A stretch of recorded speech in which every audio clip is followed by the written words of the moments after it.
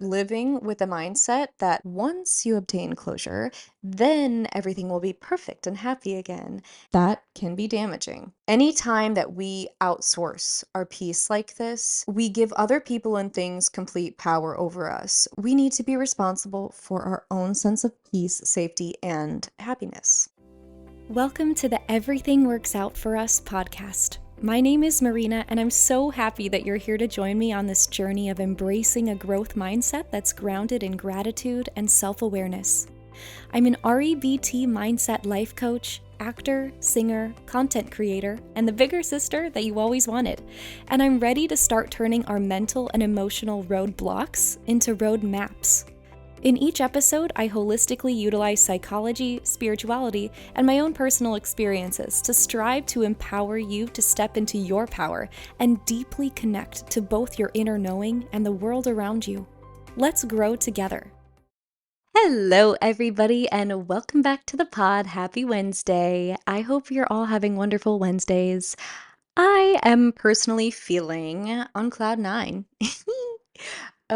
If you are watching the video, if you could see my shirt, I'm wearing my Sammy Ray and the Friends merch shirt. I just had the blessing, truly, of being able to see them live in concert last night for the second time. I saw them last year too. And first of all, music is just something that connects humans on this unspoken cellular level. I feel like I could make a whole episode on that, honestly. So I'm going to write that down. But I just wanted to take a second to talk about this concert. I know that it's not relevant at all to the podcast, but hey, it's my podcast and it is relevant because outside of her ethereal talent and the beautiful musicianship and friendship shown on that stage, Sammy always takes moments out of her concert to speak about things that are important to her, and mental health is one of them. And to me, someone who has a mental health, spirituality, psychology podcast, that's very important to me too. And in one moment, she particularly talked about men's mental health.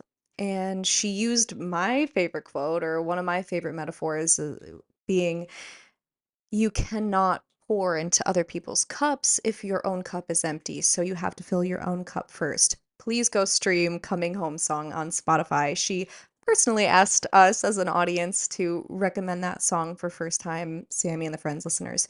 But she took a second to particularly talk about men's mental health because she had a song about it.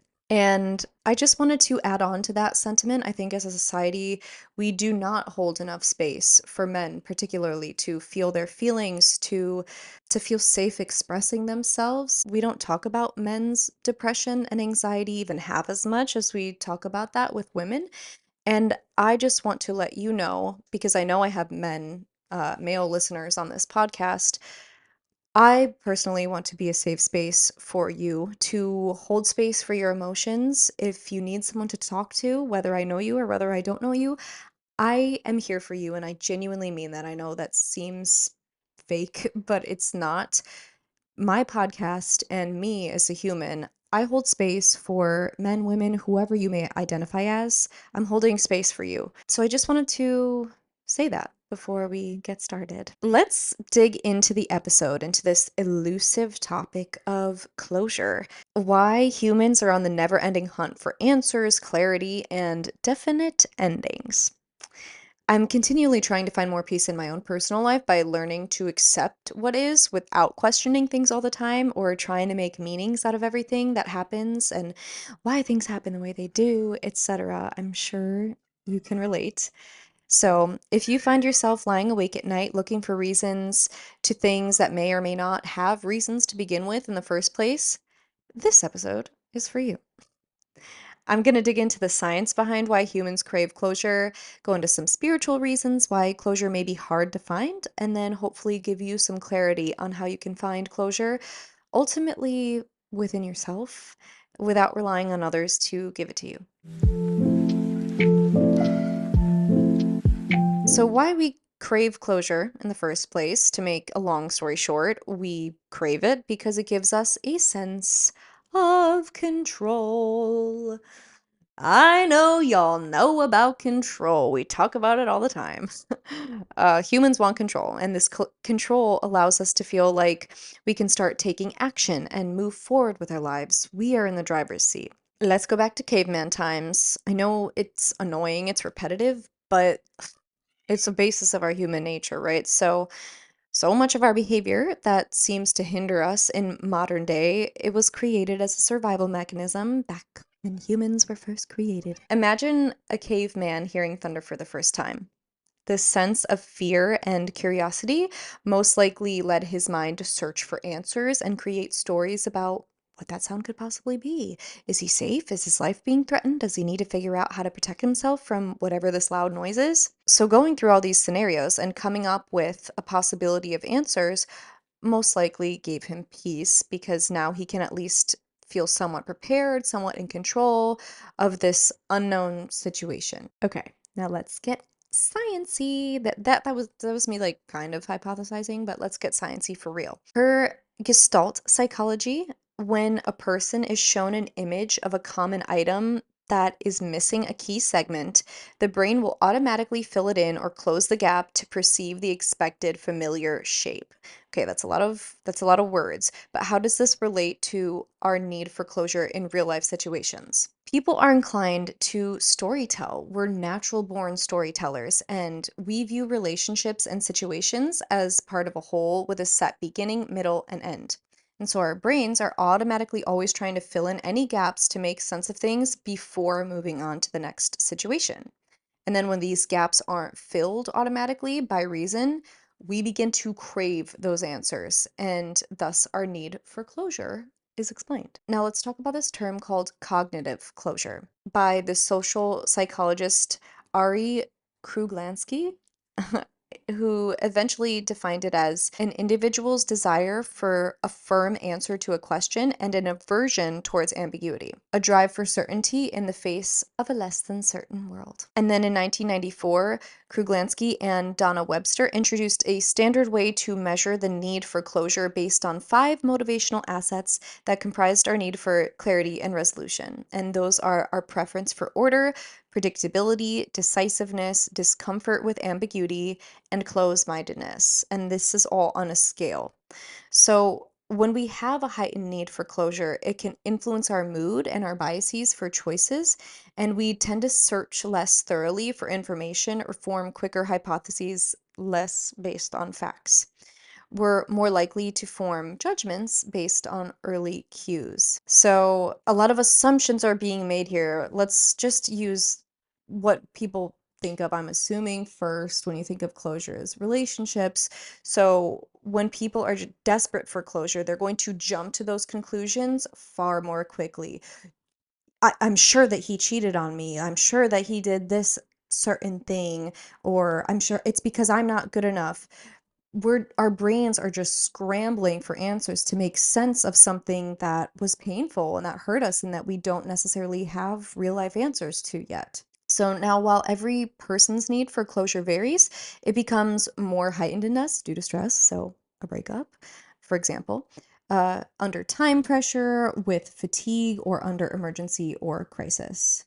For example, the thunder.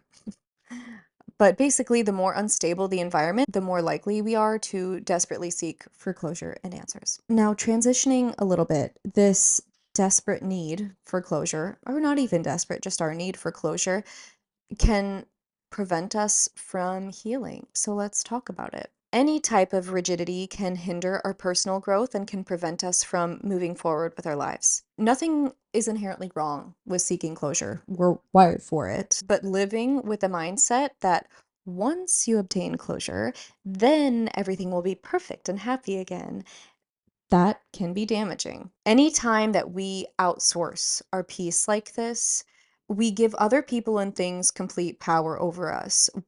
At the end of the day, we are the only ones that should be in the driver's seat, like I said, regardless of what other people are doing or saying. We need to be responsible for our own sense of peace, safety, and happiness. Now, maybe this is because I am a naturally unconfrontational person, but I always advise against the need for having the last word. Whenever someone hurts you, I encourage you to first process your feelings and then really think deeply about why you want to say the things that you want to say to the other person. What is your goal here? Is the goal to make them feel the pain that they made you feel? Is the goal for them to apologize? Well, what exactly is that apology going to bring you? What do you think it's going to bring you? I'm not saying that you don't deserve the apology, but what I am saying is that you deserve to feel peace, happiness, and worthiness regardless of that apology coming in or not. And in most cases, a fake or forced apology can do even more damage than not having one at all. So give yourself permission to move on without that other person's approval. That's how you stay in full control of your life. And then swinging back to the first example, if your gut reaction is, or your gut desire is to make them feel that pain, take a step back. Is that who you truly are at your soul level? Is that who you want to be?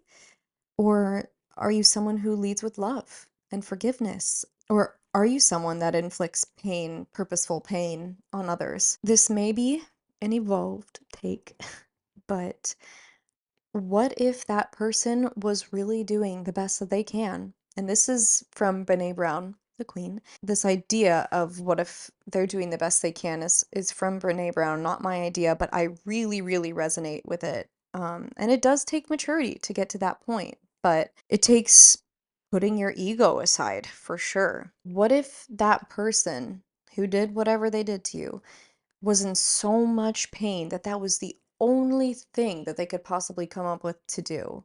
What if they're in so much pain that that was their way of trying to escape their own pain? I don't know. Do you know what I'm saying? You will never be able to change people no matter how much you scream, cry, beg, plead, or worse, belittle, shame, or abuse. And these feelings of betrayal and anger and grief, they want to escape our body and we don't know how to cope with them a lot of the time.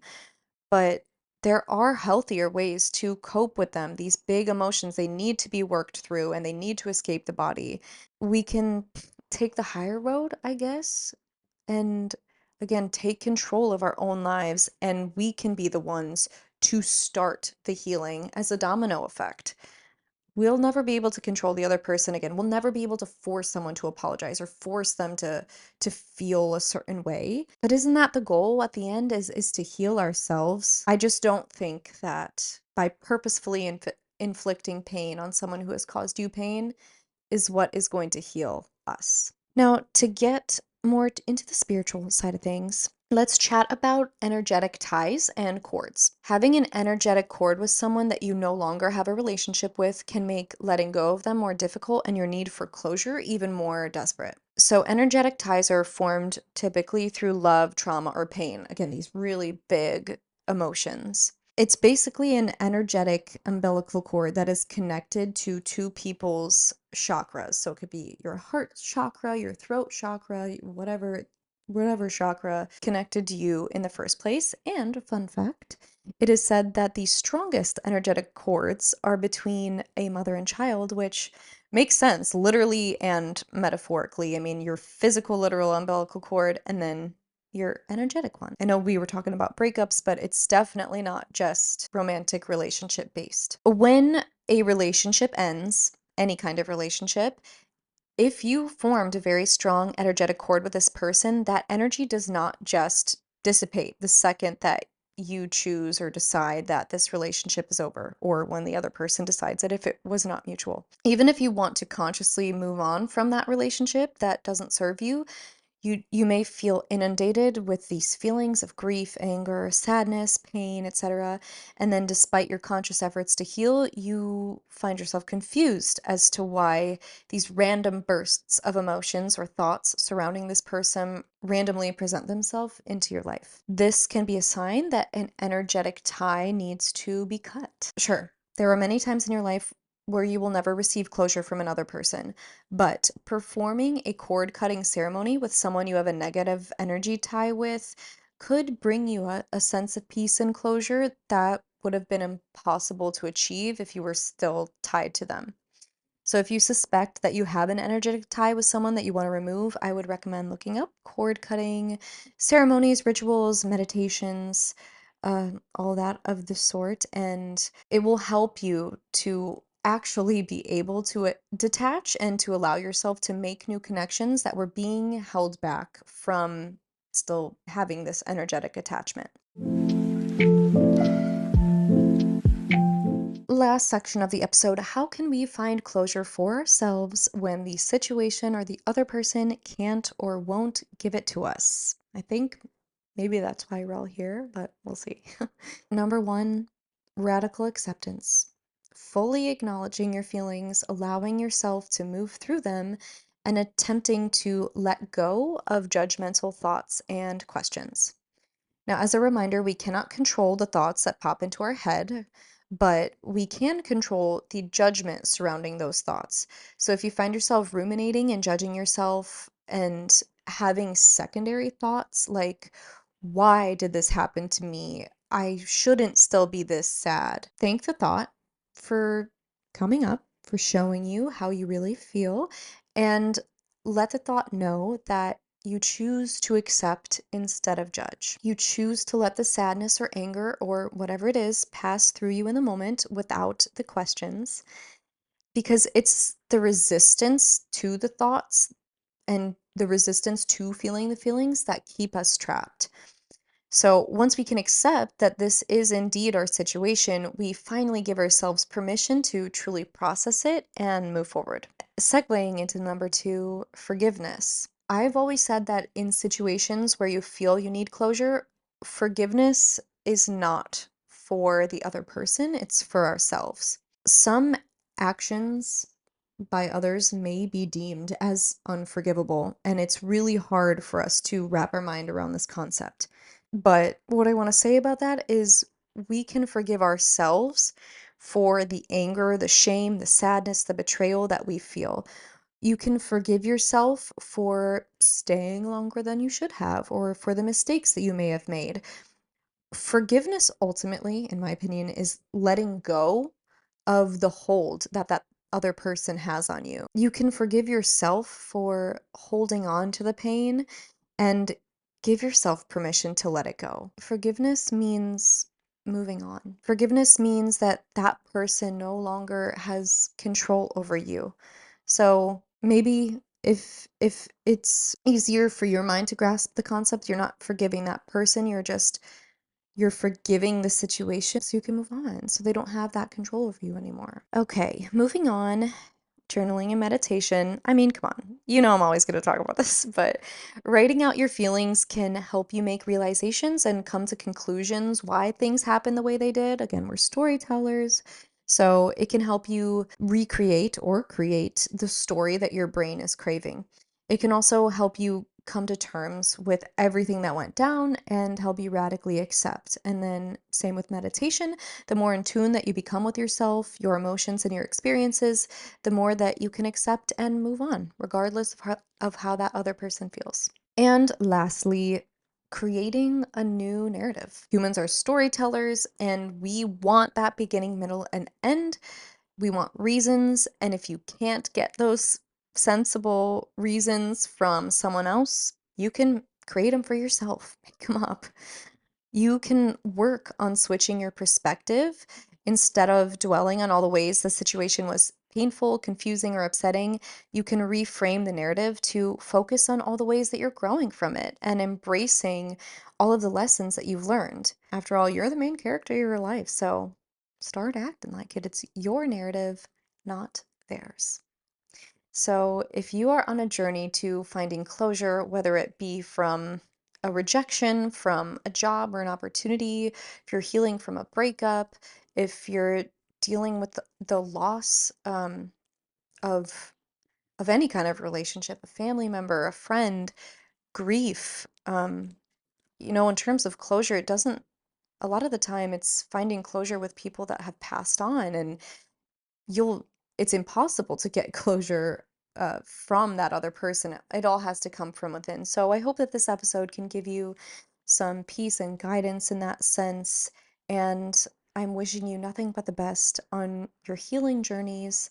And I hope that you're able to give yourself some of that closure and that peace that you deserve. All right. I will see you when I see ya. Have a good week.